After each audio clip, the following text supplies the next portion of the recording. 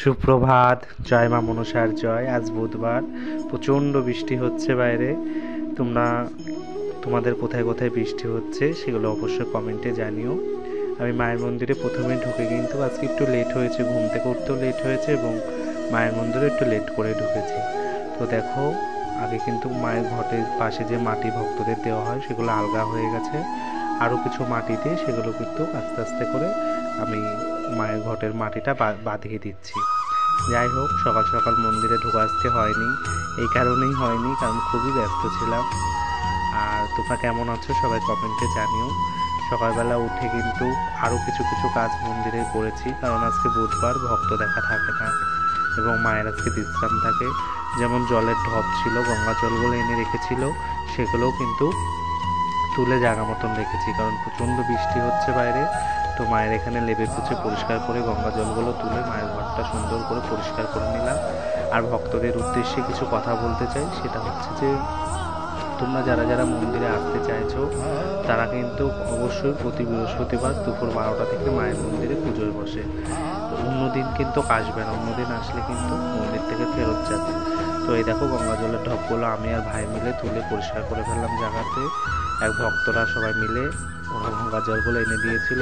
আগে আমি যেতাম গঙ্গায়, কিন্তু এখন আর আমার সময় হয়ে ওঠে না। তবে মন্দিরের ভক্তরা বলে তোমাকে কষ্ট করে যেতে হবে না, তুমি টোটো ঠিক করে দিও, আমরাই যে গঙ্গা জল নিয়ে আসবো। তোমরা জানো গঙ্গা জল আমার 2 মাস পর পরই লাগে, অন্তত 200-300 লিটার মতন গঙ্গা জল লাগে, কারণ এত ভক্তদের গঙ্গা জলে দিয়ে তো মায়ের ঘটের জল দিতে হয়। তো আনুষঙ্গিক মায়ের মন্দিরে একটা থাকলে আরও আনুষঙ্গিক অনেক কাজেই কিন্তু গঙ্গা জল লাগে। তো যাই হোক, দেখো মায়ের পুজোর সমস্ত কিছু আমি একে একে গুছিয়ে নিচ্ছি। নৈবেদ্য, স্নানের জল, কোষাকুষি সমস্ত কিন্তু গুছিয়ে নিচ্ছি। আর মায়ের আশীর্বাদে তোমরা কেমন আছো সেটা অবশ্যই জানাবে। দিন দিন মায়ের মন্দিরে কিন্তু নাম প্রচার হচ্ছে, মা আছে বলে কিন্তু সমস্তটা সম্ভব হয়। আর তোমাদের সবার কাছে আমার একটা অনুরোধ, সেটা হচ্ছে যে অবশ্যই কিন্তু তোমরা যখন মায়ের মন্দিরে আসতে চাও অবশ্যই কিন্তু একবার হলেও ফোন করে আসবে।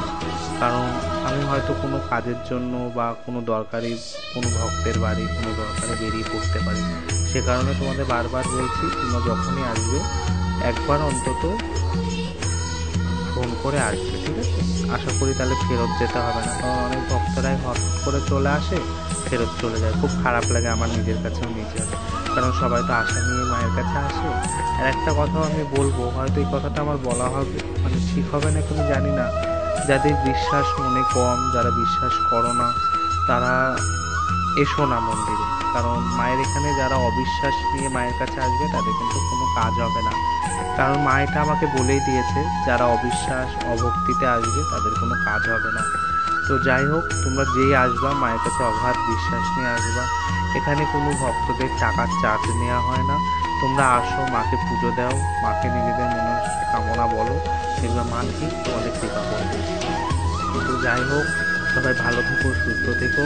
আর মায়ের ভিডিওগুলো আমি দেখো 2 দিন বড় ভিডিও ছাড়তে পারিনি, তো তোমরা কিছু মনে করো না, কারণ আমি অনেক কাজে অনেক রকম ব্যস্ত থাকি। দুটো ব্যস্ততার কারণে কিন্তু আমি একদম ভিডিও ছাড়তে পারি। আমি দেখো মায়ের সমস্ত সেবার ব্যবস্থা করেছি, মায়ের দুধ কলা নৈবেদ্য, মাকে এখন স্নান করাবো।